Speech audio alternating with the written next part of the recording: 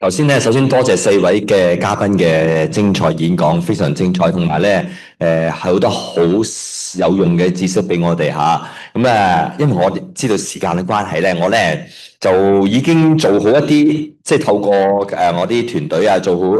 啲搜集嘅工作，就有一啲題目噶啦。時間關係咧，我哋咧大約咧，我知道有少少 overrun 嘅，但係我哋會緊接啲吓，每人咧最少有一題問題，好唔好？吓。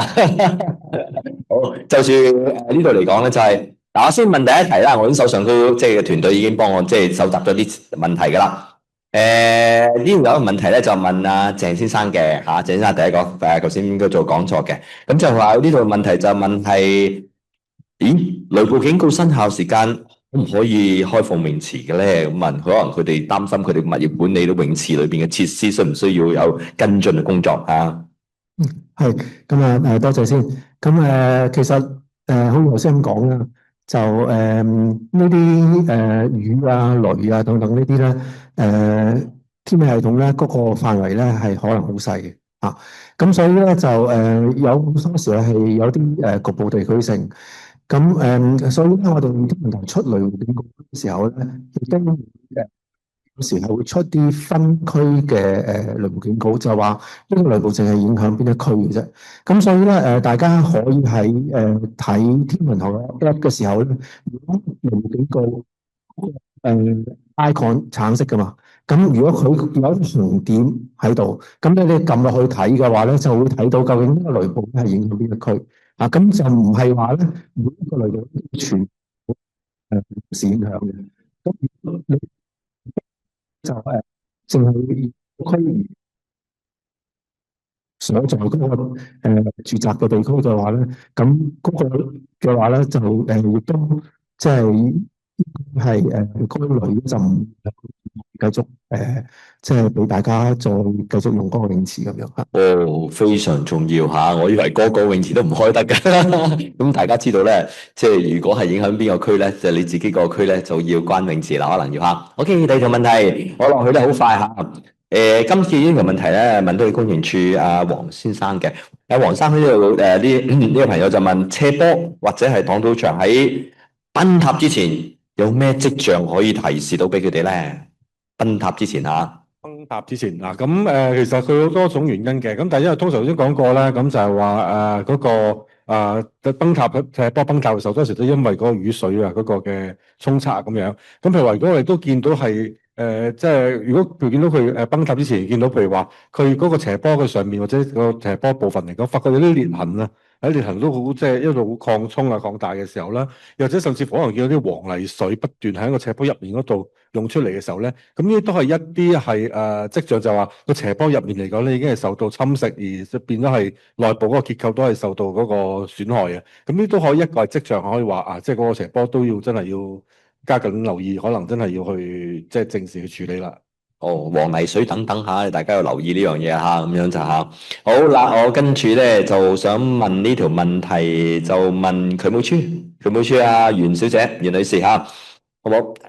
香港大呢度呢個朋友問咧，香港大約有多少個水浸黑點噃？成因係乜嘢咧？嗱，咁水浸黑點呢一個嘅制度，其實就我哋都差唔多20年前即係部門成立嘅。咁啊，其實當年咧就係即係當時咧就因為即係頭先都講過啦，即係可能嗰個排水系統因為種種原因啦，即係城市化不斷發展啊，個系統就唔足夠啦，特別係喺即係新界嘅地方啦。咁所以當其時咧，即係每逢落雨嘅時候咧，都會出現好大範圍嗰個水浸。咁所以嗰陣時咧，我哋部門就設立咗一個水浸黑點嘅制度。咁咧就主要咧就係讓我哋咧可以有序咁嚟到去推薦一啲排水即係改善工程啦，雨水排放系統改善工程。咁所以其實即係過去咧，咁我哋有即係有131個水浸黑點啦。咁其實而家已經有127個消除咗噶啦，剩餘咧即係仲有4個啦。咁如果大家上我哋網頁睇咧，就發現其實呢4個黑點裏面咧，當中我哋都已經係開始啲工程已經陸續進行緊啦。咁我哋都希望嚟到去消除啦嚇。咁但係頭先都講到啦，即係水浸原因其實好多時都係因為雨濕啦。咁所以隨住即係我哋一路嗰個系統咧越嚟越完善之後咧，水浸原因唔同咗，而亦都未必因為係嗰個系統唔足夠啊。咁所以我哋而家其實我哋部門咧都亦都咧係即係過去開始嚟到去即係因為雨濕呢個問題嚇，即係我哋都揾即係叫做識別咗啦，全香港有即係240個呢啲嘅地點係容易淤塞嘅。咁我哋部門都即係當收到天文台話嚟緊邊一區會有大雨啦，咁我哋就會去嗰區嚟到去巡查嗰啲容易淤塞嘅地點。咁希望就喺落雨之前就確保佢入水口係冇問題咯。咁我哋其實都諗緊嚟緊咧，可能會將呢啲嘅地點公佈出嚟，讓市民知道。咁就放心，即係呢啲淤塞嘅地點唔會即係唔係話個個地點咧都一定係做到好嚴重水浸，只不過就係頭先都講啦，我哋都希望係即係政府、業界同埋市民一齊合作嚇。咁如果大家知道你嘅附近有一啲淤塞點啦，第日時我哋公佈咗之後，咁落雨前你咪可以幫手去望下咯。見到有嘅時候唔係叫你去清，咁你可以話俾我哋部門聽，咁我哋就可以早啲去清。最聽最後一句嚇，唔係一定要你清，話啲部門聽佢會幫你手做嘅。但乜大家要留意下嚇。OK， 我最後我嘅呢度手上都有一條問題想問嘅就係俾阿歐陽女士嘅。頭先你講到好多關於養護樹木㗎啦，咁呢度咧其實即係朋友就想知道喺工程進行中，梗係佢自己講緊佢個屋苑嘅工程進行中啦，就點樣可以更加好養護樹木？同埋佢再咧，我哋問咧，如何把私人物業範圍裏邊嘅樹木咧嘅風險減到最少？可能驚工程會影響到佢範圍之中嘅樹木。係咁即係有工程需要去進行。而你個工程係有樹木，咁首先睇有邊啲樹木係需要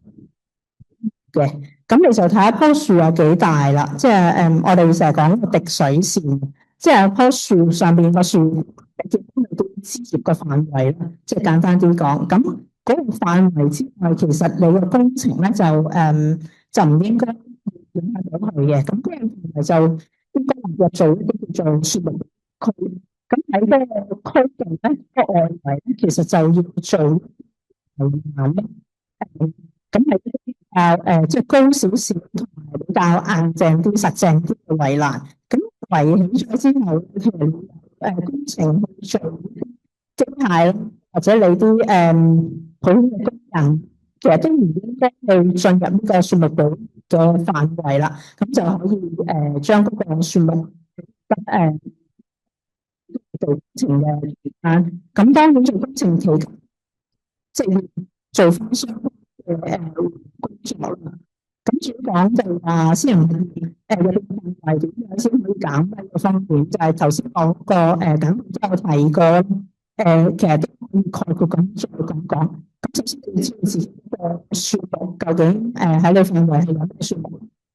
咁要一定揾合資格嘅人士幫你做樹木療養工作。最緊做呢個樹木巡查，甚至乎係個風險評估，跟住做一啲咁嘅巡查，跟住做需要嘅緩解工作啦。咁如果做呢樣嘢，就嗰個樹木風險就可以盡量減到最低。多謝晒歐陽女士嚇。嗱，我本來仲有問題嘅，但係我想即係喺最後未走之前，俾個機會大家直上嘅朋友有冇問題可以直接舉手，有1條或者2條，如果有嘅話，有冇？好，我知道大家好清楚啦。咁我喺呢度咧代表大會咧，未完結之前咧，我會交俾 MC 代。多謝4位嘉賓嘅精彩演講，同埋頭先精彩嘅答問，令我哋有更加好嘅充實嘅知識，你幫助我哋持續專業發展，加強到物業管理業同特別係物業管理人員同埋物業管理公司